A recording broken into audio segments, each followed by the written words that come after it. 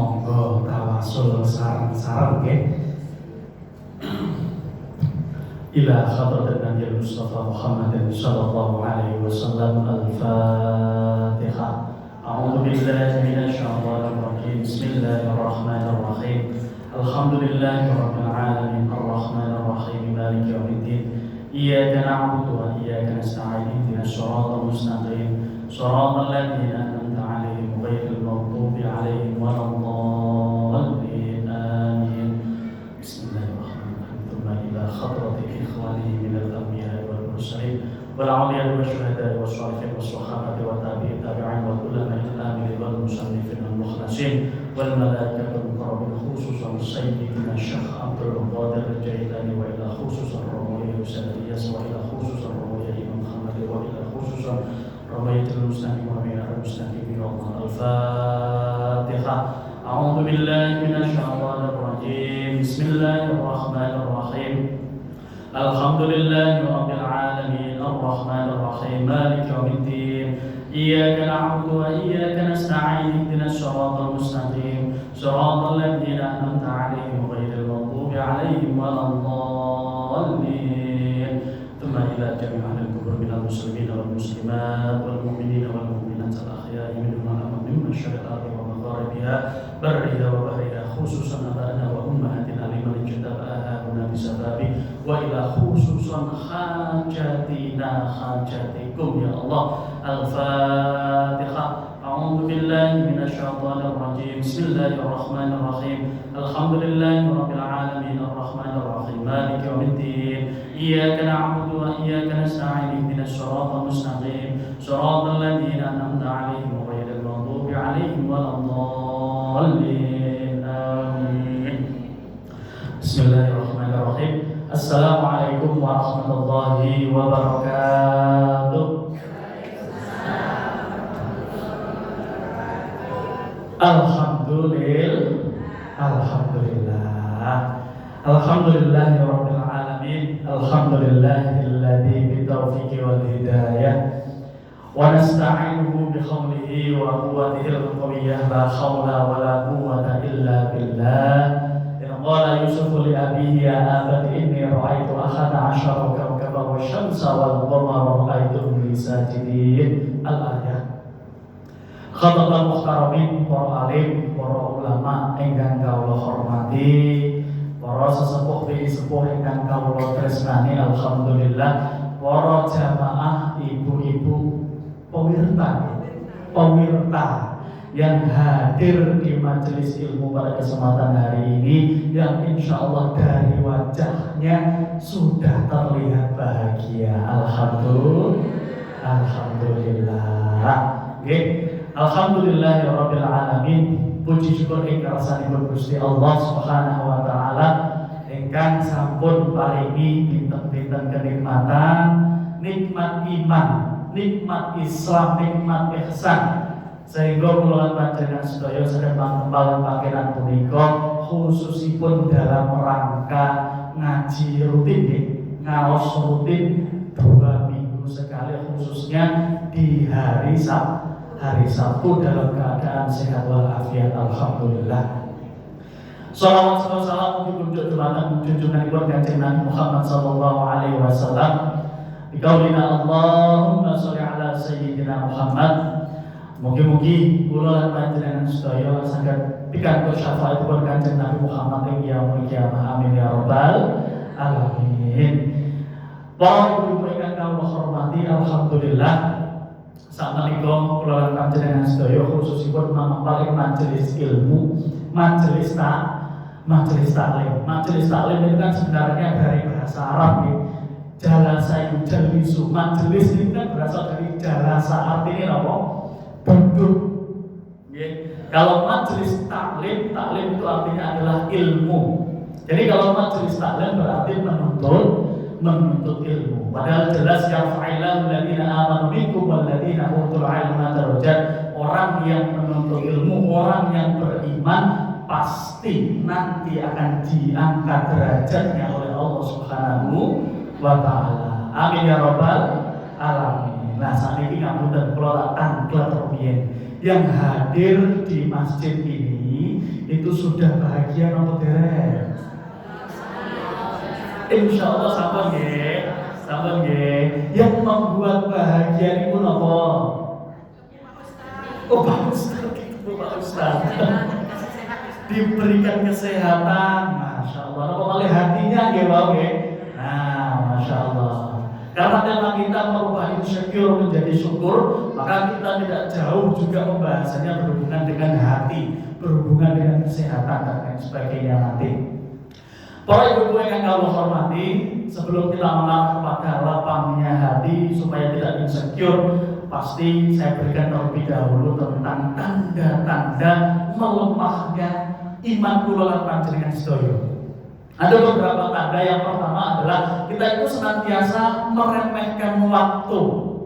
Waktu kesyaif, padahal jelas nih, waktu itu ibarat sebuah pedang. Nah, ketika kita mampu menggunakan pedang, maka banyak hal positif yang bisa kita lakukan. Tapi kalau misalkan kita tidak mampu menggunakan pedang tersebut, maka justru pedang tersebutlah yang melukai diri kita.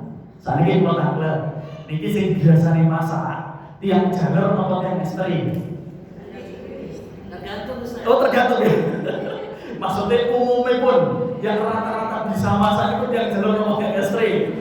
Ya ekstrim ya. Tapi wonten chef, wonten koki mungkin yang jalur. Nah, maksudnya pun ketika orang yang pintar masak, itu pintar masak, itu kan otomatis bisa menggunakan pisau. Ketika kita mampu menggunakan pisau satu persatu, digunakan motong wortel, mau motong sayuran, motong daging, pasti akan tercipta yang namanya menu spesial. Nanti pasti sudah memiliki jam terbang yang tinggi kalau misalkan ibu-ibu pintar masak. Banyak menu masakan, menu yang spesial yang bisa dihasilkan. Tapi kalau misalkan tiang awon yang tidak pintar masak diberikan pisau, justru ngapunten pasti tidak akan pernah bisa yang namanya menciptakan menu-menu spesial. Karena boten saged menggunakan pisau ini. Nah, begitu pula terhadap waktu kita. Al-waktu kasyaif, waktu itu ibarat sebuah pedang. Ketika kita mampu menggunakan waktu, maka banyak hal positif yang bisa kita lakukan. Contoh, ketika panjenengan diberikan kesempatan, diberikan umur, diberikan waktu oleh Allah Subhanahu wa taala, maka kita harus pintar-pintar menggunakannya. Digunakan kangge napa? Kangge mungkin ibadah mahdhah maupun ibadah ghairu mahdhah. Ibadah yang terstruktur maupun ibadah yang non struktur. Contohipun sholat 5 waktu, kemudian sholat tasbih, sholat sunnah, sholat tahajud, puasa Senin Kamis, tolong menolong, sedekah, dan seperti ini. Panjenengan kan insya Allah diberikan panjang umur ya. Nah, ini hadir di majelis ilmu pada kesempatan hari ini itu merupakan salah satu bukti Anda pintar, Anda pandai untuk bisa memanfaatkan waktu. Nah, boleh ngapunten, ketika pengaosan, pengajian, niku kan biasanya wonten sing tilem, wonten sing ngantuk. Nah, ngoten niku biasa. Maksudnya pripun? Pasti mendapatkan barokah. Walaupun secara logika itu boten angsal keilmuannya, boten angsal isi materinya, tetapi Allah Subhanahu wa taala pasti sudah memberikan yang namanya barokah. Kalau orang diberikan barokah oleh Allah, hidupnya pasti akan tenang, hidupnya pasti akan ayem. Nah, niku. Benar, tapi kalau misalkan kita tidak bisa memanfaatkan waktu, sudah diberikan panjang umur, sudah diberikan harta benda, diberikan kenikmatan, waktu, kesempatan dan lain sebagainya, tapi tidak bisa menggunakan waktu, nah itu justru yang akan menghancurkan diri kita. Maka gampelnya jangan selalu menyalahkan waktu yang cepat berlalu, tapi salahkan dirimu yang terlambat melakukan sesuatu. Terkadang kita itu senantiasa menyalahkan waktu yang cepat berlalu, tapi padahal jelas diri kita lah yang terlambat melakukan sesuatu. Napa malih ngapunten. Sekarang fenomena di zaman modern ini, contoh realnya contoh nyatanya senantiasa meremehkan waktu sholat. Nah, niku Senantiasa meremehkan waktu sholat, padahal jelas as-sholatu imaduddin, sholat itu tiang agama. Masjid ini bisa kokoh karena memiliki tiang yang kokoh. Tapi kita bisa bayangkan kalau ketika tiangnya itu cuma hal-hal yang rapuh, dari bahan-bahan yang rapuh, maka sebagus apapun bangunan yang berdiri di atasnya, suatu saat pasti juga akan hancur. Seestetik apapun, semua estetik oke. Semua oke. Ini kan insya Allah Genzi semua nih. Allahumma sholli ala Muhammad. Jadi senantiasa meremehkan waktu, padahal jelas betapa pentingnya sholat lima waktu. Sholatu miftahul jannah. Sholat itu dalanipun kula panjenengan sedaya miftah, pembuka jalan menuju surga. Ketika orang sholat, hidupnya di dunia pasti akan diberikan tenang oleh Allah, dan pastinya juga akan dipermudah oleh Allah untuk menuju surganya Allah. Karena jelas terkadang kalau misalkan kita itu hidupnya gelisah, hidupnya khawatir, mengeluh, bahkan waduh kok anjir mawon, takut hawa ini. Nah, itu kita mulai sholat dulu, kita mulai perbaiki sholat kita. Karena jelas barang siapa yang memperbaiki sholatnya, maka Allah pasti akan memperbaiki hidupnya. Itu janji Allah, bukan janji kula, tapi janji Allah. Barang siapa yang memperbaiki sholatnya, pasti akan diperbaiki hidupnya. Jadi insya Allah orang yang sudah bisa melakukan sholat, insya Allah semuanya diberikan ketenangan. Ayam mana ikut pulang panjenengan sedaya. Nah, itu yang sangat luar biasa. Nah, saat ini kan beberapa tasik emot, tasik emot tentang penjelasan pulau kan pulau tentang lebih berkali. Mungkin tasik emot, itu saya pernah kalau tidak salah itu menyampaikan tentang filosofi sholat lima waktu. Misalkan ketika ibu-ibu itu jagongan bercanda terhadap temannya, ditowel tangannya kan bukan tersinggung ditowel tangannya bukan tersinggung, ditowel pundaknya pun juga bukan tersinggung. Tapi yang bukan ketika ditowel kepalanya tersinggung atau bukan? Marah, tersinggung. Karena hal tersebut menunjukkan apa? Manusia itu dengan kepalanya, dengan akalnya itu merupakan harga diri, puncak harga diri seorang manusia. Tapi ketika kita sholat lima waktu, ada takbiratul ihram, kemudian apa? Ada sujud juga. Ketika kita sujud, kepala kita itu sama derajatnya terhadap kaki kita. Hal itu menunjukkan bahwa sholat itu puncak penghambaan diri kita kepada Allah Subhanahu wa Ta'ala. Makanya Allah berjanji tadi, barang siapa yang memperbaiki sholatnya, pasti akan memperbaiki hidupnya. Allahumma sholli ala Muhammad. Nomor kali, tanda melemahnya iman kita itu nomor 2 adalah senantiasa tidak ridho terhadap jalan dan takdir yang diberikan oleh Allah. Ngapunten, contohnya ketika diberikan ujian oleh Allah, hidup kita itu senantiasa kan pasti diuji, diberikan ujian oleh Allah. Ulang panjenengan sedaya itu seringnya adalah mengeluh, seringnya menggerutu, ya Allah, sampai kapan ujian ini hadir pada diri saya? Ya Allah, kenapa kok saya diberikan penyakit ini ya Allah? Ya Allah, kenapa kok enggak teman saya saja ya Allah yang diberikan penyakit ini? Kadang ngoten ya, temen itu ngoten apa boten diane? Boten ya? Alhamdulillah. Insya Allah semuanya di sini sehat-sehat semuanya. Jadi kapunten, kita itu senantiasa mengeluh. Sebenarnya kita itu boleh sesekali menangis, boleh sesekali mengeluh juga boleh. Nah, malah yang ekstrim, sing biasanya perasaannya yang tinggi luar biasa kan yang ekstrim.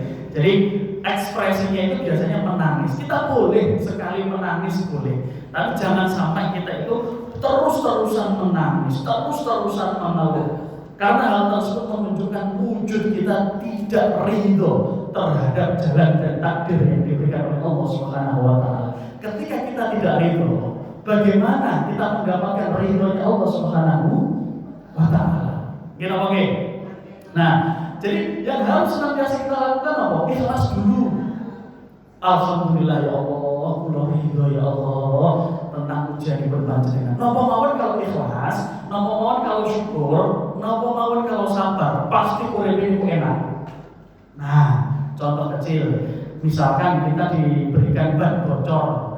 Alhamdulillah ya Allah, sing bocor cuma sing ngarep. Alhamdulillah ya Allah, saged maringi rezeki yang tambal. Nah, ketika ikhlas ridho waktu pecong. Alhamdulillah ya Allah, kalau misalkan kita punya istri yang kurus misalkan. Alhamdulillah ya Allah, gonceng-goncengane enteng. Punya istri yang gemuk, alhamdulillah ya Allah, kalau dino enggak dikasih makan juga enggak kelihatan. Allah. Kalau memang kita perlu rasa syukur, rasa ikhlas itu, masya Allah, betapa damainya hidup ini. Punya istri yang cerewet, alhamdulillah, isu-isu radio wis muni. Napa mawon kalau kita syukurin ayam. Napa mawon kalau kita syukurin itu ayam. Bujur nggih. Nah, jadi karena semuanya itu kan berdasarkan pada hati kita. Kalau misalkan hati kita sempit, ya pun semuanya akan terasa kurang. Nah, punten. Kalau memang wadahnya sak menten niki diparingi 1 atau 2 sendok garam. Niku kira-kira nopo? Kira-kira asin nopo, Mas? Oh, asin, punten terima asin, asin. Nah, tapi kalau misalkan wadah kita itu 1 ember, cuma diberikan 1 sendok garam, asin nopo mboten deh. Berarti nopo? Hidup kita itu sebenarnya tergantung pada kualitas hati kita. Hati kita sempit, semuanya pasti akan terasa berat. Hidup kita pasti akan terasa gelisah. Tapi kalau misalkan wadah kita jembar, wadah kita lapang, wadah kita luar biasa besarnya, insya Allah Allah akan memberikan kedamaian dalam hidup kita. Apa malih di zaman modern seperti ini banyak sekali kesempatan untuk berbuat dosa. Makanya jangan sampai kita itu senantiasa melakukan dosa. Allahumma sholli ala Muhammad. Urip ning donya aja kakean dosa nyemplungna neraka sing banter. Urip ning donya aja kakean dosa nyemplungna neraka. Ning neraka mengko diapakno, ning jero kono pasti disiksa. Sing nyolongan ketok tangane, sing ngincenan tutup matane, sing rasan suwe lambene, sing seneng zina pikiran dhewe. Ngoten nggih, sing seneng zina siksane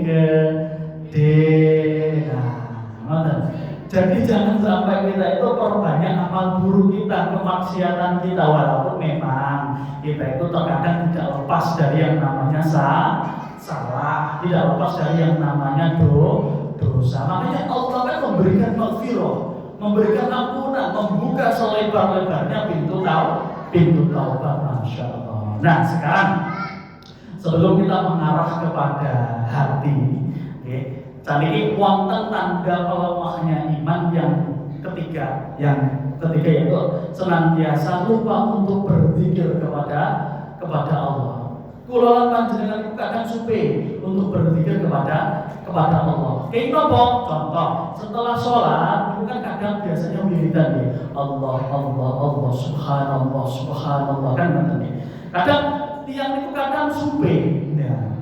Karena apa? Dengan berzikir, zikrullah. Zikir itu artinya apa dalam bahasa Arab? Mengingat Allah Subhanahu wa taala. Ketika kita sudah mengingat Allah, pasti hati kita akan tenang. Hati kita itu pasti akan tenang. Zikir itu enggak harus dalam sholat. Tetapi bisa juga dalam perjalanan, pas waktu nyetir, maos kalimat thayyibah, la haula wala quwwata illa billah, hasbunallahu wa ni'mal wakil, ni'mal maula wa ni'man nasir. Jadi bisa di mana saja, Jadi ketika pas waktu update status ngoten itu. Nah, update status dia pun tetap merokok sambil alhamdulillah ya Allah, alhamdulillah.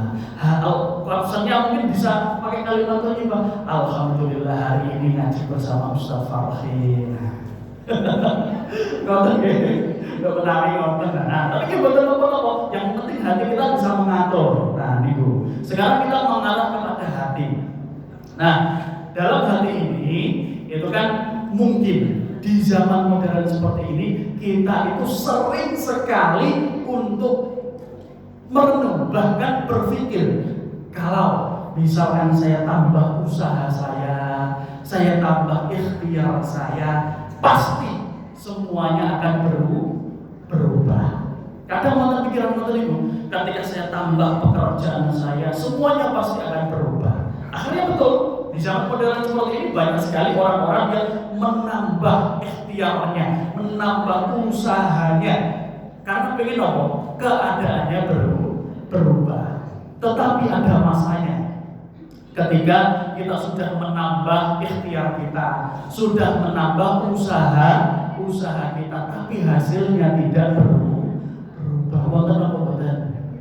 Kadang wonten niku nggih. Nah, akhirnya Allah memberikan pelajaran kepada diri kita melalui Quran surat Al-Insyirah. Quran surat Al-Insyirah itu Quran surat apa? Alam Nasrah. Kan di dalam Alam Nasrah, surat Al-Insyirah itu kan ada fa inna ma'al yusra. Artinya sesungguhnya bersama kesulitan pasti akan ada kemudahan. Tapi sebelum mengarah kemudahan, Allah mengajarkan kepada diri kita terhadap nikmat yang paling mendasar. Ternyata Allah memberikan ayat sebelum fa inna ma'al yusra ini, sebelum mengarah kepada kemudahan, Allah memberikan pelajaran kepada diri kita tentang nikmat-nikmat yang mendasar. Seakan Allah mengajarkan kepada diri kita ketika kita ingin melihat perubahan besar dalam diri kita, maka kuatkanlah hati kita terlebih dahulu. Nikmat yang mendasar itu nikmat tentang kelapangan hati. Saat ini monggo dibedah. Alam nasrah laka sodra. Artinya artinya adalah bukankah kami telah memberikan kelapangan dada, kelapangan hati kepadamu. Itu pertama, nikmat mendasar yang sudah diberikan oleh Allah. Alam nasrah laka sodra wa wada'na anka wizra. Dan kami sudah meringankan ujian-ujianmu. Wa wada'na anka wizra. Alladzi anqadha dhahrak, yang memberatkan punggungmu. Wa rafa'na laka dzikrak, dan kami telah meninggikan nama-namamu. Jadi ada tiga ini yang diberikan oleh Allah, nikmat dasar dulu. Alam nasrah laka sodra. Yang pertama diberikan lapang riyen hati ini, diberikan lapang dulu dadanya.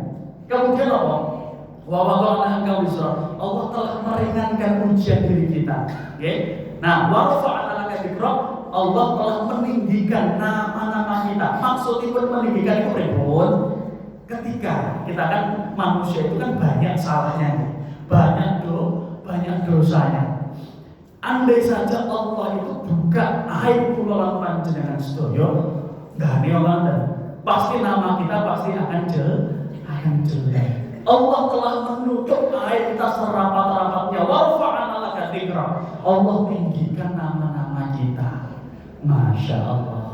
Jadi sebelum mengarah kepada fa inna ma'al usri yusra, Allah memberikan nikmat tiga kelapangan hati, meringankan beban, dan meninggikan nama-nama kita. Betapa luar biasanya. Kemudian kita lanjutkan fa inna ma'al usri yusra, inna ma'al usri yusra. Artinya apa? Karena sesungguhnya bersama kesulitan ada kemudahan, ditambahi malih inna ma'al usri yusra. Sesungguhnya di balik sebuah kesulitan masih akan ada kemudahan. Pengkalih ngapunten.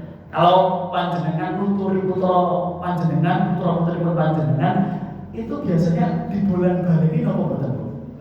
Nggih lho, biasanya ngeten. Le saiki jam 10 ayo wayahe sinau. Jam 11 malah ditambah le ojo lali yo sinau kan berarti betapa pentingnya belajar. Fa inna ma'al usri yusra, inna ma'al usri yusra. Allah mengulangi. Allah mengulangi lagi. Berarti napa? Tegese Allah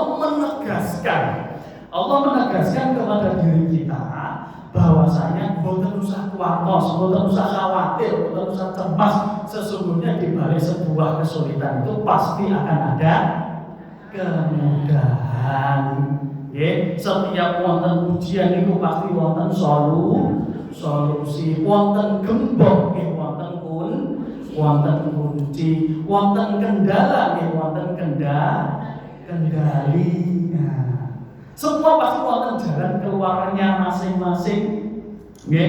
Nah, karena hati yang lapang itu akan menciptakan sebuah harapan. Walaupun jalan keluarnya memang belum nampak, kadang kan buntu, kadang buntu. Nah, tapi ketika hati kita sudah lapang, itu akan memunculkan harapan, dan di setiap harapan ada yang namanya kemungkinan.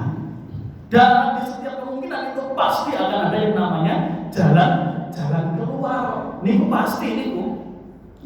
Padahal jelas, "Man yattaqillaha yaj'al lahu makhraja." Orang sing takwa niku pasti diberikan jalan keluar. Bukan berarti orang yang takwa tidak mungkin diberikan masalah, bukan berarti tidak diberikan ujian, tapi Allah berjanji pada diri kita, barang siapa yang bertakwa pasti Allah akan berikan jalan keluar. Gak ada ujian apa betul, Bu? Kata nggih? Kata insyaallah. Tapi ayat apa betul? Ayat mawon, karena insyaallah yang hadir di pagi yang penuh berkah ini hati ini jembar sedanten, lapang semuanya. Nah, filosofinya selain itu, hati yang lapang itu ibaratnya apa? Hati yang lapang itu akan menjaga nikmat-nikmat yang akan datang. Contohnya ngeten, ketika panjenengan berdoa kepada Allah, ya Allah, kula nyuwun mobil Alphard, ya Allah, kula nyuwun bis seharga 1 miliar, ya Allah. Tapi kan yang harus disiapkan reno garasi. Panjenengan pun gak ada nomor garasi ini, pun lapang nomor garasi ini, kan betul? Karena jelas hati yang lapang itu akan melindungi nikmat yang akan datang setelahnya. Ketika memang sudah siap garasi ini, maka Alphard masuk berarti melindungi dari hujan, melindungi dari panas, melindungi dari berat-beratan, gitu. Tapi kalau misalkan kita bisa bayangkan, nggak punya garasi, diberikan mobil harus siap resikonya, beset, normalnya kepanasan, udanan, kan betul ya. Jadi hati itu filosofinya adalah seperti garasi. Kita siapkan dulu, lapangkan dulu. Kalau sudah lapang, Allah itu akan memberikan kemudahan, nikmat untuk datang setelahnya. Allahumma sholli ala Muhammad. Nah, kemudian dilanjutkan ayat selanjutnya. Ternyata Allah itu tidak hanya memberikan kelapangan hati, Allah nggak pengen ternyata kita itu berhenti. Fa inna ma'al usri yusra, inna ma'al usri yusra, fa idza faragta fansab wa ila rabbika farghab. Fa idza faragta fansab. Ketika panjenengan sudah selesai mengerjakan suatu hal, maka kerjakanlah secara bersungguh-sungguh hal yang lain. Maksudipun nopo? Ketika sudah selesai satu urusan, berarti Allah melarang diri kita untuk menunda. Lakukanlah pekerjaan yang lain. Contoh, mantun subuh biasanya masak, mantun masak nek saged ampun HP-an nggih, ampun mawas-mawasan nggih. Nek saged napa mungkin resik-resik, napa malih lanjutkan mungkin sholat duha, lanjut malih napa ngaos. Nah, ketika kita sudah disibukkan dengan aktivitas, insya Allah Allah akan memberikan hidayah serta nikmat ketenteraman hati kepada diri kita. Faidah faragta fansab. Ketika Anda sudah selesai mengerjakan suatu urusan, maka berpindahlah ke urusan yang lain secara bersungguh-sungguh. Oke, faidah kalau musab wa ila rabbika farghab. Artinya nopo? Dan hanya kepada Allah lah kita berharap. Nah, harapan itu harus digantungkan kepada Allah. Enten mriki sing harapannya digantungkan pada suami. Misalkan pas wonten wancine ulang tahunipun panjenengan sedaya berharap banget pada suami. Kiko pasti diberikan surprise. Pasti nanti akan diberikan bunga mawar. Pasti nanti akan diberikan kata-kata romantis ini. Masya Allah. Ternyata pas hari jam 12 malam, boten diparingi kata-kata, boten diparingi surprise, justru diri kita tambah kecewa, tambah stres. Masya Allah. Nah, ketika kita sudah kecewa, ya memang betul.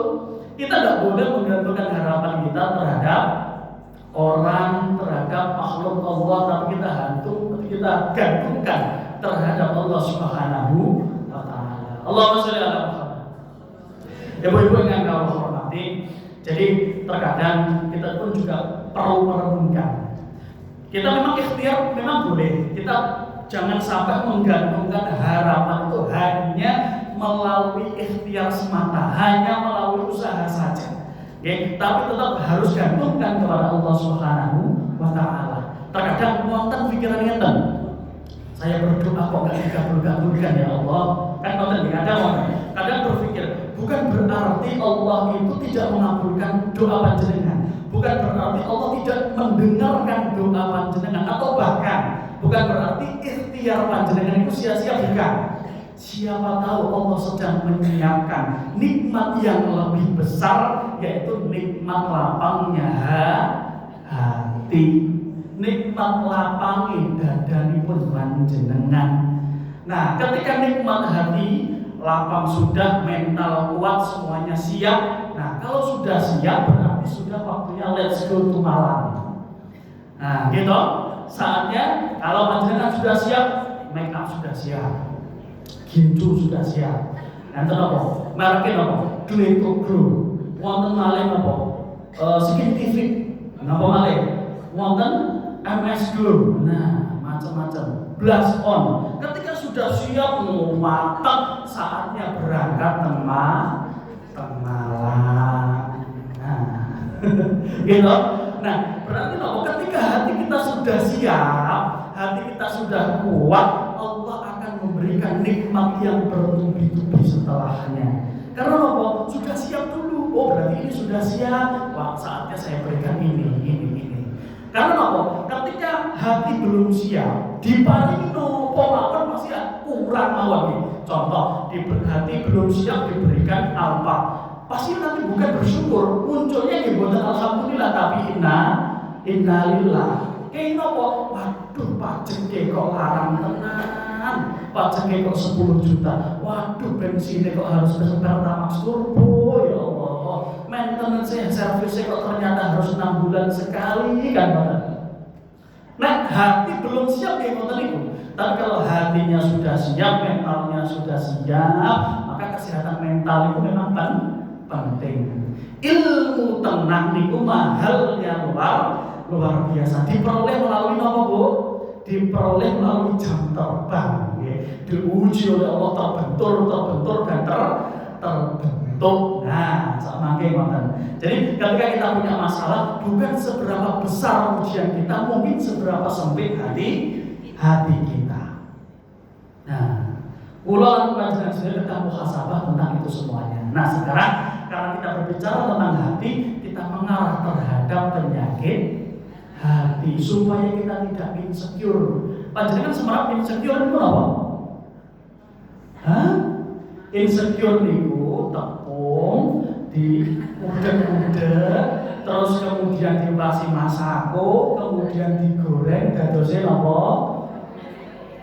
Macam-macam usaha. Nggih, wonten bakwan, wonten apa? Nah, ngoten nggih. Masya Allah. Nah, supaya hati kita itu tidak gampang insecure itu terkadang itu merasa minder, merasa tidak percaya diri, merasa kecewa terhadap diri kita. Kita rubah menjadi syukur. Dengan cara apa? Niki wonten penyakit hati. Nah, penyakit yang sering muncul. Niku napa mawon sih sebenarnya? Iri, lara ati, iku limo sawarnane, kaping siji roh tangga gelange. Kata sing iri napa mboten? Kaping loro diselingkuhi bojo naudzubillah min dzalik. Kaping telu sing lanang elek sing wedok masyaallah. Kaping papat ra duwe bojo minggat naudzubillah min dzalik. Kaping lima urip diapusi tangga. Salah sawijine mesti tau ngelakoni, kudu sing sabar yen rasa stres terus mati. Allah saudara Muhammad. Guyon. Nggih. Boten. Ya insyaallah semuanya yang ada di sini dilindungi oleh Allah dengan penyakit hati. Nggih. Jadi penyakit hati itu kan sebenarnya sudah banyak. Bahkan pada zaman Nabi pun juga sudah ada. Ditandai pembunuhan Qabil terhadap Habil. Ditandai pembunuhan saudaranya karena ada iri yang merusak jiwanya manusia itu kata wonten iri, wonten gengsi, wonten emosi, wonten ambisi. Ngapunten mriki wonten nggih sing ngapungan mboten. Enten sing emosian apa mboten? Insyaallah bukan kata loh, ya. Karena orang kalau di dalam dunia kesehatan kita kan tahu, ya, orang yang emosi, orang kalau bahasa Arab itu bodoh, orang yang mudah marah, orang yang muamuan itu pasti nanti penyakitnya dikata darah tinggi, stroke, jantung. Nah, karena dalam dunia kesehatan hormon kortisol ketika kita emosi, hormon kortisol itu kan naik. Hormon kortisol itu fungsinya nopo kangge mengatur yang namanya insulin. Hormon insulin, tahu insulin? Kangge mengatur gula darah. Nek hormon kortisol naik, hormon insulin enggak karu-karuan, insya Allah maka gula darahnya juga akan naik juga. Makanya orang yang ngamuan pasti penyakitnya justru karena berasal dari hati. Awalnya itu juga berasal dari hati. Penyakitnya wonten diabetes. Tiang diabetes itu kan mikirnya kebanteran toh kadang. Nanti kalau misalkan saya tidak sukses bagaimana ya Allah? Nanti kalau misalkan anak saya nggak masuk kuliah bagaimana ya Allah? Kadang khawatir, kebanteran mikirnya. Makanya kalau orang Jawa mengatakan kebanteran pikirannya, kalau orang Inggris ngomongnya overthinking. Overthinking. So we have to understand about that because it's very important for us, ya. Nah, jadi kita harus hati-hati dengan yang namanya penyakit hati. Nah, karena berhubungan dengan penyakit hati ini, salah satu saya ambil contohnya adalah iri hati. Karena yang sering di dunia sosial tetangga-tetangga kita itu kan berhubungan dengan iri hati. Tapi ini kata apa betul ya? Misalkan wonten tiange saya beli mobil baru hati ini panas kan? Kata kerudungnya apa warnanya? Kata. Kemudian ketika kita punya rumah bangun baru juga terkadang hatinya panas. Kan mungkin kita sama pulau Sanjang ya pernah. Tonggo tuku mobil sedan, rino wengi tambah edan. Tonggo tuku mobil kijang, rino wengi kejang-kejang. Tonggo tuku mobil Pajero, kowe panas jopo. Tonggo tuku mobil Avanza, urip ora bahagia. Banyak. Masya Allah. Jadi iri hati ataupun hasad, kalau bahasa Arabnya itu hasad. Iri hati ataupun hasad. Nah, itu tidak kita bisa memungkiri dalam kehidupan kita pasti terkadang muncul karena kita manusiawi juga. Jadi kita tak senantiasa berpikir bagaimana terhadap orang yang nanti memiliki penyakit hati terkhusus hasad kelak di akhirat nanti. Ia kumal hasada, hati-hati terhadap penyakit hasad. Fa'innal hasada, karena sesungguhnya penyakit hasad itu apa? Ya kulul hasanah, memakan semua amal soleh kita. Kama ta'kulun narul hatab, ibaratnya api yang membakar kayu bakar. Jadi ketika kita sudah melakukan amal soleh, sudah puasa, sudah melakukan sholat sunnah, taubat, tasbih, tahajud, kemudian kita sudah taat kepada suami, semua amal soleh kita na'udzubillah min dzalik akan digerogoti pahalanya dengan sikap penyakit hati. Kama ta'kulun narul hatab, ibaratnya api yang membakar kayu bakar. Panjenengan pun melumpuhkan amal-amal ternyata dilalap api seperti api yang membakar kayu bakar. Itu adalah betapa bahayanya penyakit hati. Karena memang penyakit dan dahsyatnya luar biasa, bukanlah penyakit fisik melainkan penyakit hati.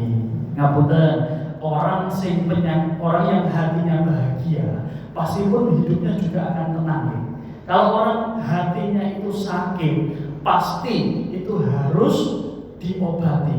Contoh kecil, ketika panjenengan menasehati orang lain, ternyata respon orang lain itu tidak suka dinasehati, berarti nopo orang tersebut mungkin punya penyakit hati. Karena nopo, ketika obat itu kena luka, pasti juga akan perih. Ketika hati kita dinasehati ternyata boten terima, berarti memang niku obat sedang bereaksi.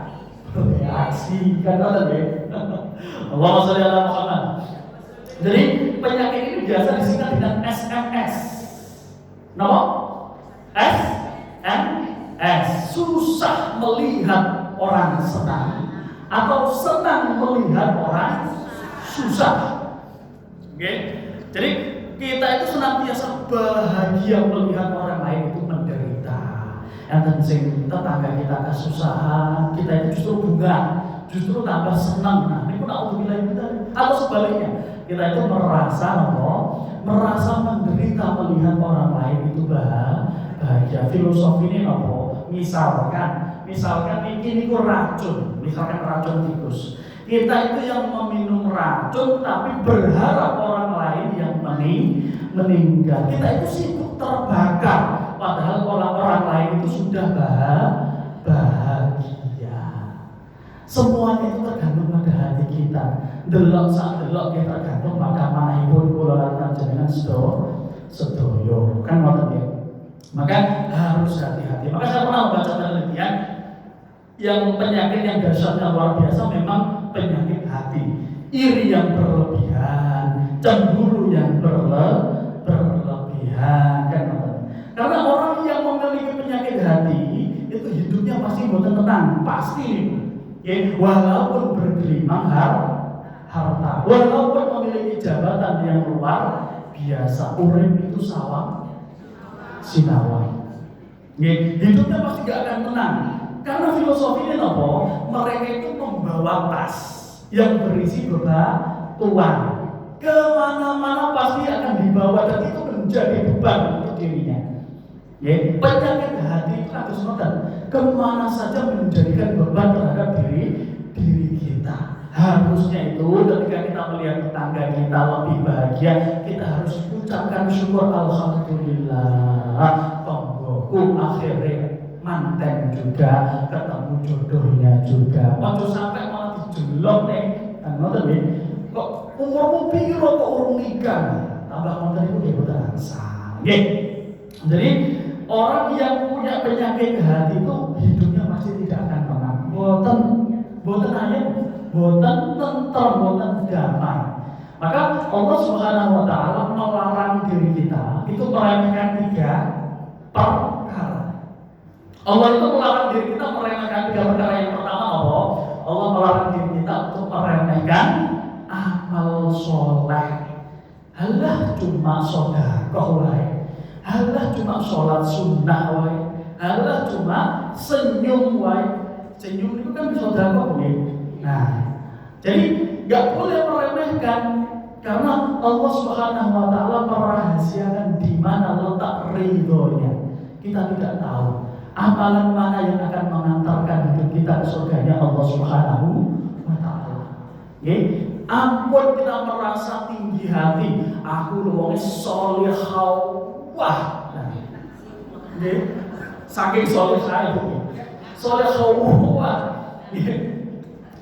Gak boleh berbangga diri seperti itu. Ngapunten, setan mawon. Setan itu kan 180.000 tahun itu beribadah kepada Allah, punya ilmu yang tinggi. Kenapa kok akhirnya menjadi ahlun nar, menjadi ahlun neraka? Karena sombong, berbangga diri, ngoten. Boten purun taat anggere Nabi Adam karena diperintah oleh Allah. Rumangsani napa? Rumangsani aku lho bakal teko api, teko geni, mosok kon sujud nang kene lemah.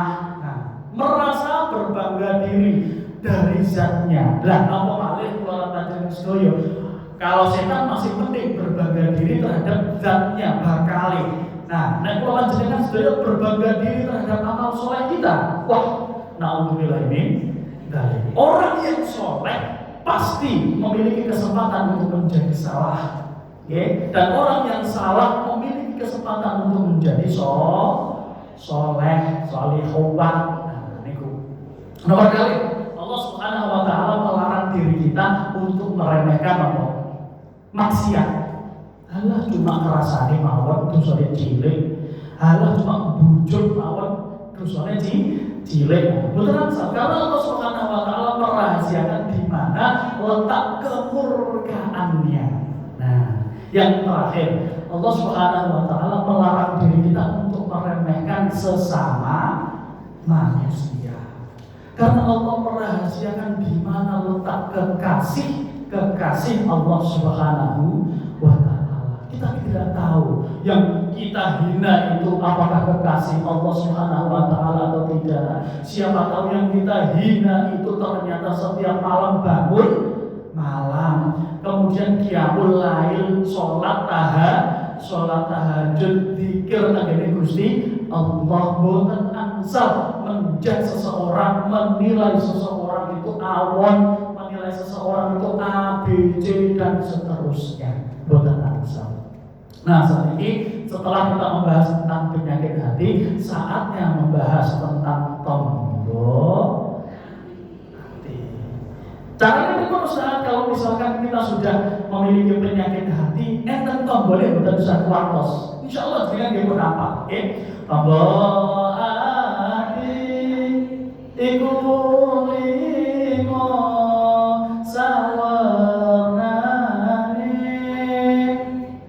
kaping pisan maca Quran lan maknane, kaping pindho salat wangi lakonono, kaping telu wong soleh kumpulono, kaping papat weteng sira ingkang luwe, kaping lima dikir wangi ingkang suwe. Betul. Nah, pun sebenarnya nomor setunggal maca Quran sama. Nah, nek panjenengan maca Quran itu biasanya ayat apa ayat? Masih mboten semerap maknane, mboten napa-napa, karena jelas Allah berfirman, barang siapa yang membaca Al-Quran itu sudah bernilai ibadah. Pun jelas. Yang pertama apa? Maos Al-Quran sama nane. Itu untuk melembutkan hati kita. Ketika kita membaca Al-Quran, hati kita bergetar, soyo, terenyuh, menangis. Berarti alhamdulillah cetekannya masih hidup. Ya saklare masih hidup. Hayya 'alas shalah, ketika ada azan berkumandang ternyata saklare mati. Nah, berarti berikut. Ya ora budal. Gitu. Kan betul. Tergantung saklar kula panjenengan sedaya hatinya itu bagaimana. Kan betul. Nah, jadi membaca Al-Quran kalau bisa diistiqomahkan, tidak masalah walaupun cuma satu ayat, misalkan Yasin, Shadaqallahul Adzim, Bismillahirrahmanirrahim, Nun, Shadaqallahul Adzim. Dia betul nopo-nopo, tapi kok ya kebangetan kan makanya.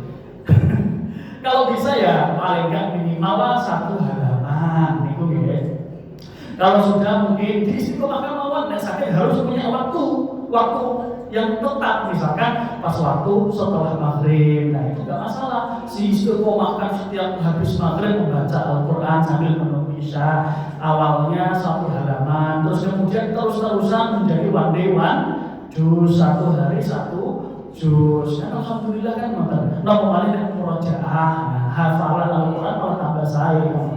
Kaping pindho salat wa milah ngono. Napa? Tombol ati ingkang nomor kali salat malam dirikanlah, tunaikanlah.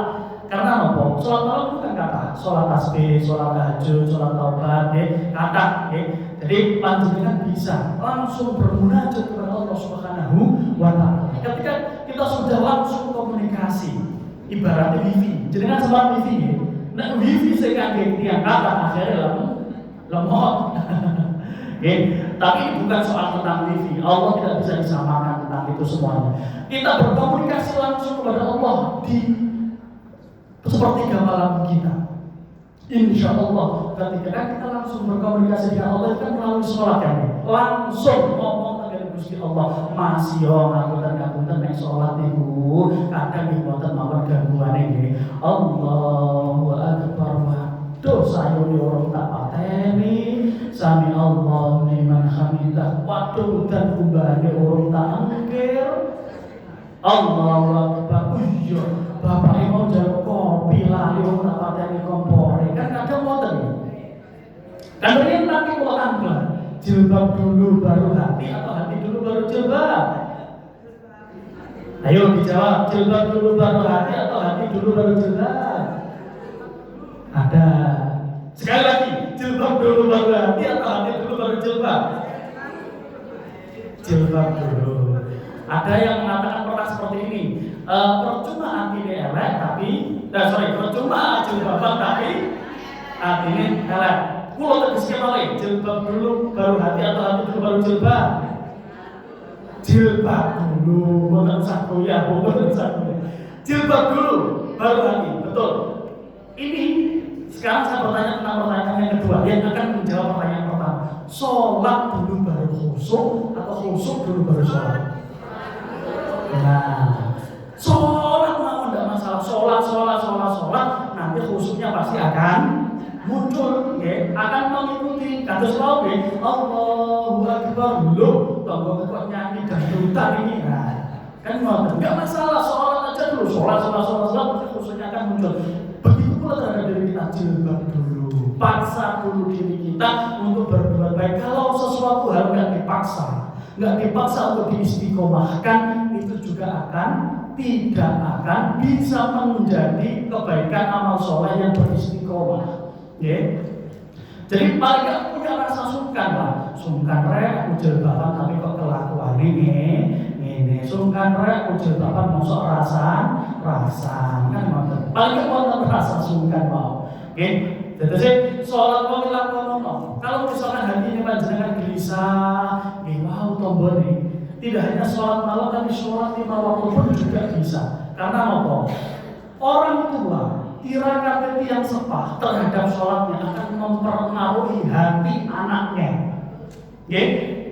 Tirakatnya orang tua melalui sholatnya akan mempengaruhi hati anaknya. Tirakat orang tua terhadap puasa akan mempengaruhi kecerdasan anaknya.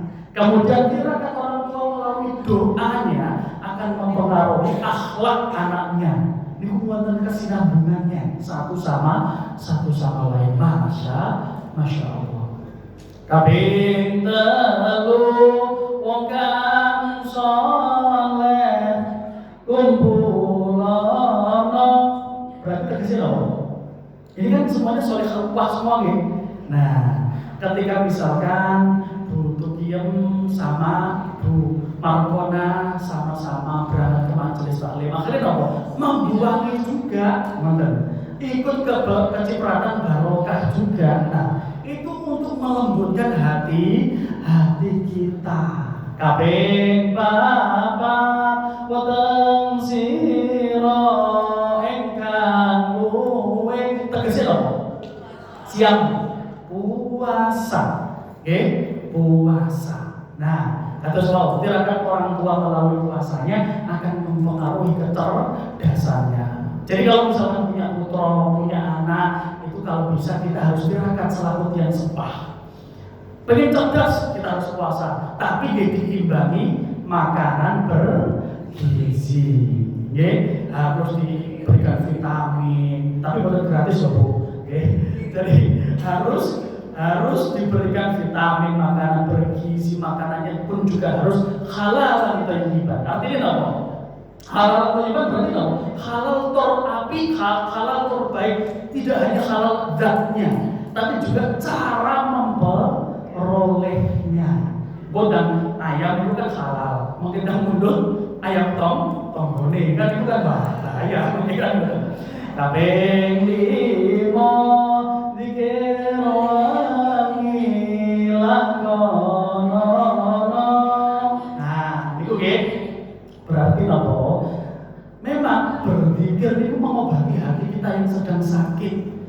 Hati kalau misalkan dipaksa untuk berzikir, awalnya memang hambar awalnya, tapi lama-kelamaan pasti akan terasa ayam ketika kita istiqomahkan. Coba jenengan wiridan mawon. Ngapunten, nek jenengan wiridan niku kalih HP-an sing diongkak-ongkek gegere niku pas wiridan niku pas HP-an. Nah, nek saged nggih, enggak apa-apa sambil slender ngoten niku nggih mboten apa-apa. Kalih wiridan.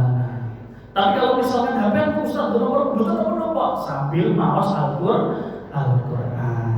Pas jam 10.24. Sampun apa dereng? Sampun. Alhamdulillah. Oh, pertanyaan, Masya Allah. Oke, jadi simpulan dulu Bu. Jadi semuanya tergantung pada hati kita. Hati itu server utama kita, motherboard dalam komputer. Nah, motherboard itu intinya jantungnya dari hati kita. Oke, kalau misalkan hati kita itu apik, hati kita itu sae, nah, omong ya otomatis sae. Niki hati kita itu barang wadah, diisi teh, nggih metune teh, diisi kopi nggih metune kopi, diisi comberan nggih isi metune comberan, diisi racun nggih munculnya racun. Jadi tergantung pada kualitas hati kita. Jangan sampai kita menjudge diri orang lain, senantiasa menganggap orang lain itu pasti lebih buruk, nopo malih ngapunten suudzon. Suudzon terbagi menjadi 3, suudzon terhadap diri kita sendiri, suudzon terhadap orang lain, dan suudzon terhadap Allah Subhanahu wa taala. Suudzon terhadap diri kita sendiri.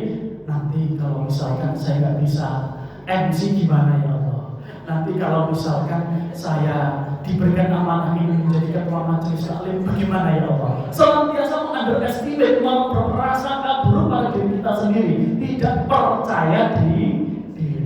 Kemudian nomor 2, suudzon kepada orang lain. Nah, senantiasa menganggap orang lain itu pasti lebih hina. Negatif thinking. Lawannya itu adalah positif thinking. Yang terakhir ini yang paling bahaya. Suudzon kepada Allah Subhanahu wa taala, senantiasa khawatir terhadap takdirnya Allah. Nanti kalau misalkan anak saya tidak sukses, bagaimana ya Allah? Nanti kalau misalkan saya tidak bisa bangun rumah, bagaimana ya Allah? Makanya jangan pernah mengkhawatirkan takdir yang belum terjadi pada diri kita. Bukankah hari ini termasuk hari yang pernah panjenengan khawatirkan sebelumnya?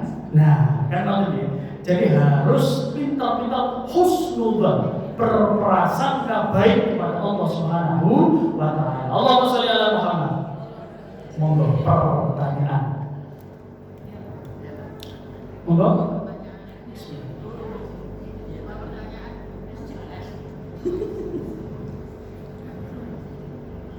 Assalamualaikum warahmatullahi wabarakatuh.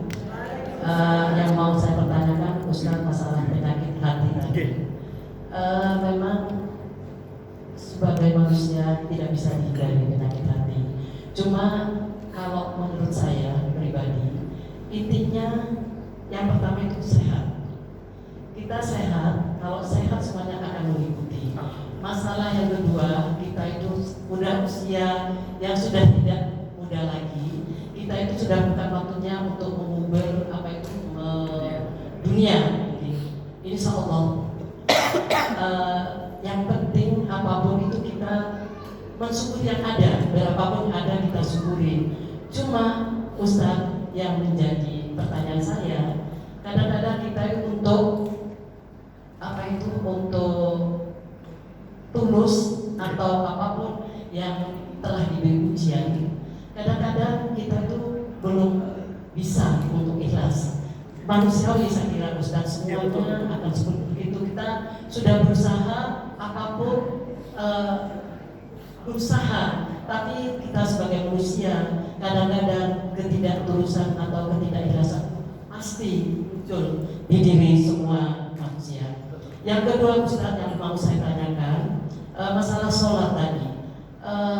Umpamanya di keluarga kita ada yang lalai sholatnya, kita itu sudah kadang-kadang tidak bosan-bosannya untuk mengingatkan untuk sholat. Tapi ya itu manusia juga Ustaz. Yang bertanggung jawab di rumah, katakan itu saudara atau siapapun, kita sudah memberi sudah memberitahu atau mengingatkan, tapi kadang-kadang ya seperti itu akan salah. Ya, itu Ustaz. Matur nuwun, wabillahi taufiq wal hidayah. Wassalamualaikum warahmatullahi wabarakatuh. Waalaikumsalam warahmatullahi wabarakatuh. Masya Allah, pertanyaan yang luar biasa yang mungkin muncul di fenomena sosial juga Ustaz. Yang pertama tentang kita itu juga manusiawi. Jadi hidup kita kalau memang sehat, apalagi usianya sudah tidak produktif ya, itu kalau sudah sehat itu hidupnya juga pasti ayat termasuk tambah syukur ya. Termasuk bagaimana kalau misalkan kita itu ingin tulus, ingin tulus menjalankan ujian, tapi namanya manusia Ustaz ada orang bersuara yang gitu.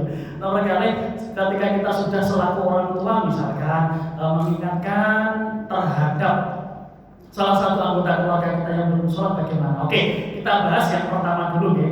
Innal insana khuliqa halu'a. Manusia itu diciptakan dengan fitrah yang suka mengeluh. Memang dari pabriknya, dari sananya modal. Innal insana khuliqa halu'a. Jadi ketika diberikan ujian, itu dia mengeluh. Diberikan nikmat, dia kurang. Kadang mengeluh. Itu memang manusia, saudara.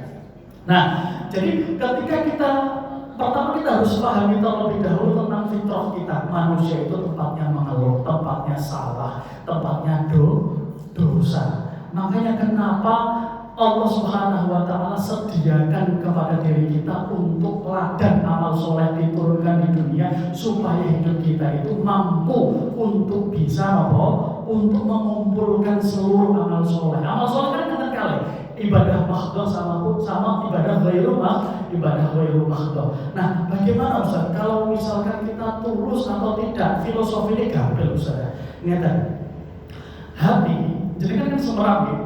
Alat pengukur jantung di dalam rumah sakit, monitor itu loh. Nah, ini gue suka kalau dikurangin betul semerang. Ketika hidup kita naik turun, hati kita kan kadang namanya semangat. Contoh mawon semangat itu kan dia naik turun, kadang untuk magere, semerang mager. Males gerak. naik turun. Nah, itu berarti tandanya jantungnya masih hidup. Tapi kalau misalkan kita inna lillahi wa inna ilaihi rajiun. Artinya nopo? Hati ya kabundut meninggal. Ketika hati kita memang namanya iman, ya muqallibal qulub tsabbit qalbi ala dinik. Itu kan memang betul. Yang ya Allah yang maha membolak-balikkan hati, teguhkanlah hati kami ke dalam agamamu. Nah, makanya kenapa kok ada doa itu? Ya muqallibal qulub tsabbit qalbi ala dinik. Ya Allah, kula nyuwun keteguhan hati, keistiqomahan hati. Memang manusiawi Ustaz. Yang pertama memang adalah manusia diciptakan dengan keluh kesahnya. Hati kita kalau naik turun, itu tandanya kita masih hidup. Berarti apa? Allah Subhanahu wa taala masih memberikan kesempatan kepada diri kita untuk terus istiqomah mendekatkan diri kepada Allah Subhanahu wa taala.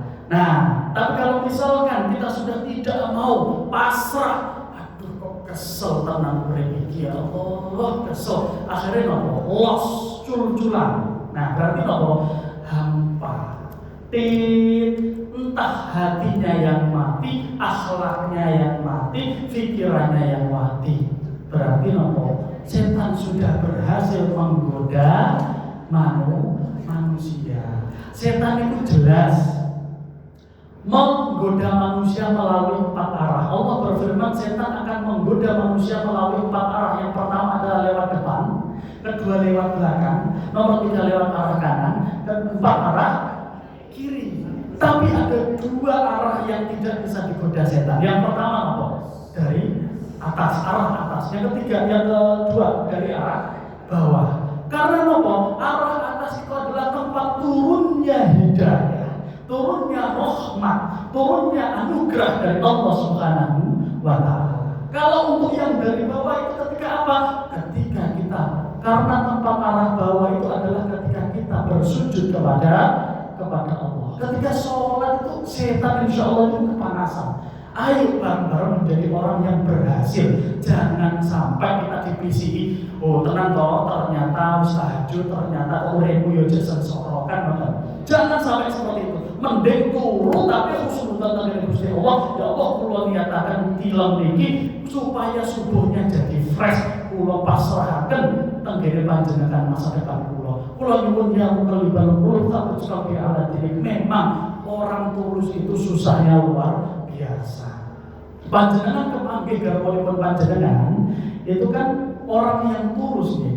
Itu kan setelah memilah menyisihkan dari berbagai lagi kan nonton. Jadi hanya orang tuluslah yang mampu mendapatkan hati panjenengan. Berarti istiqomah itu susah. Kalau mudah itu berarti istirahat betul. Nah makanya ini mau sadar. Jadi mari kita senantiasa meneguhkan hati kita dengan cara tulus, dengan cara ikhlas. Panjenengan sampai dengan diko urip nek syukur niku sae Ustaz, betul setuju.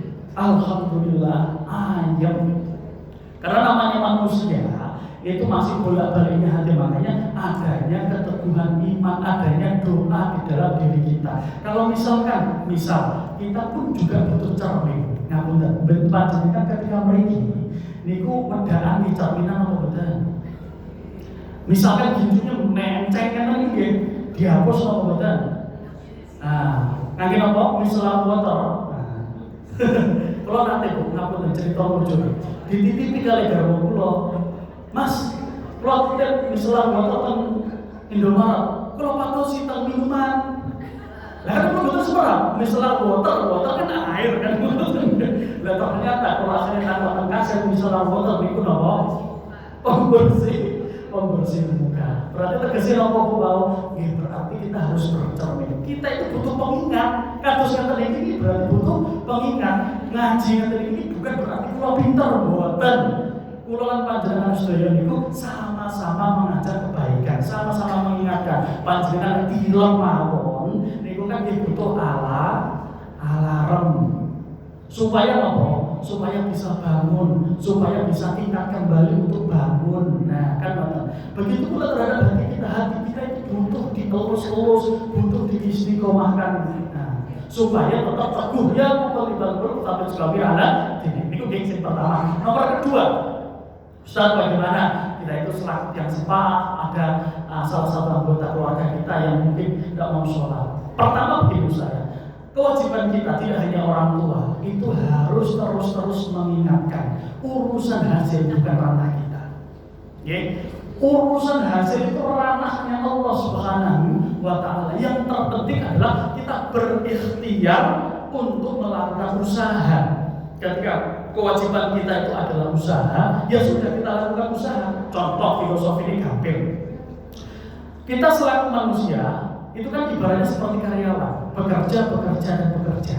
Kewajiban bos menggaji karyawan, gitu.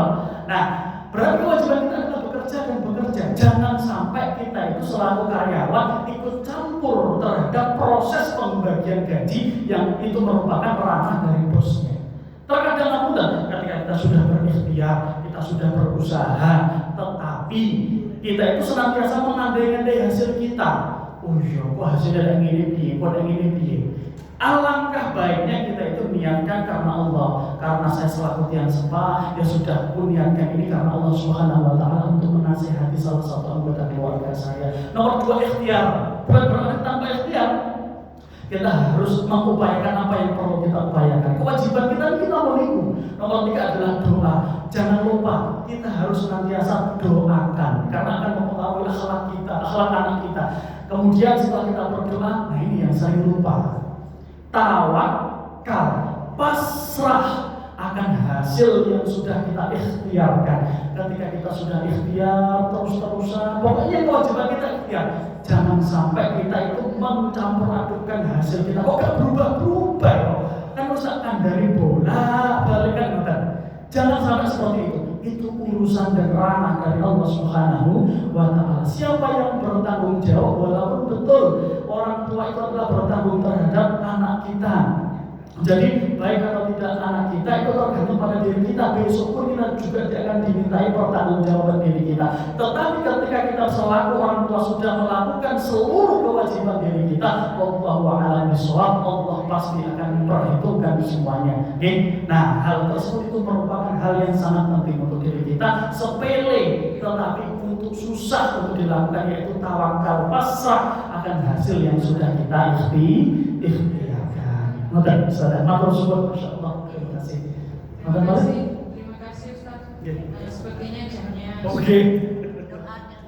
Doa. Jazakallahu khair atas ilmu yang telah disampaikan. Semoga bermanfaat dan dapat kita amalkan dalam kehidupan sehari-hari. Amin ya rabbal alamin. Jika awal pertemuan telah kita hiasi dengan salam, maka penghujungnya kita semarakkan dengan doa yang mendalam. Monggo Ustaz bisa langsung membaca doa. Oke, para ibu yang Allah hormati, nanti ketika saya matur atau maos membaca hasbi min su'ali ilmu bihajati, tapi bukan bihajati ya. Karena itu memang hafalan yang tidak bisa dirubah secara bahasa Arabnya. Bihajati, ketika panjenengan mendengar bihajati, tolong diresapi dalam hati panjenengan, sebutkan hajatipun panjenengan saking yakinnya kepada Allah. Matur nggih. A'udzubillahi minasyaitonirrajim. Bismillahirrahmanirrahim. Allahumma shalli ala sayyidina Muhammad. Alhamdulillahirabbil alamin. Hamdan yuwafi ni'amahu wa yukafi'u mazidah. Ya Rabbana lakal hamdu kama yanbaghi li jalali wajhika wa li sultanik. Rabbana ighfir lana dhunubana wa kaffir anna sayyi'atina wa'afina ma'al abrar. Rabbi ij'alni muqima sholati wa min dhurriyyati Rabbana wa taqabbal du'a. Rabbana ighfir li wa li walidayya wa lil mu'minina yawma yaqumul hisab. Rabbana atim lana nurana faghfir lana innaka 'ala kulli syai'in qadir. Allahumma rzuqna fahman nabiyyin wa khafdal mursalin wa ilhamul malaikatil muqarrabin. Allahumma inni as'aluka husnul khatimah. Allahumma rzuqna taubatan nasuha qabla al-maut. Allahumma ya muqallibal qulub thabbit qalbi ala dinik. Allahumma inna nas'aluka ilman nafi'a wa rizqan thayyiban wa 'amalan mutaqabbala ya Allah. Hasbi min su'ali ilmuhu bi hajati.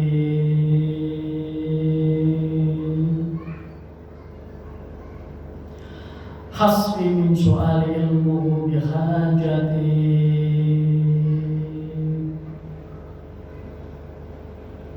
Hasbi min su'ali ilmuhu bihajati. Rabbana atina fid dunya hasanah wa fil akhirati hasanah wa qina adzaban nar. Subhana rabbika rabbil izzati amma yasifun wa salamun alal mursalin walhamdulillahi rabbil alamin.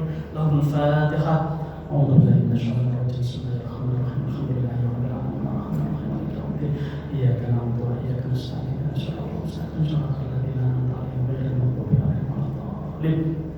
Makaten kalau mau kula pilih wonten kirang langkungipun kula nyuwun agung pangapunten kula tak pantun sekedap ada jamu ada kayu. Ada jamu ada kayu. Walaupun kita jarang bertemu tetap mengucapkan I love you. Allahumma wassalamualaikum warahmatullahi wabarakatuh. Acara berikutnya adalah pengumuman dari pengurus pemerintah. Terima kasih. Assalamualaikum warahmatullahi wabarakatuh.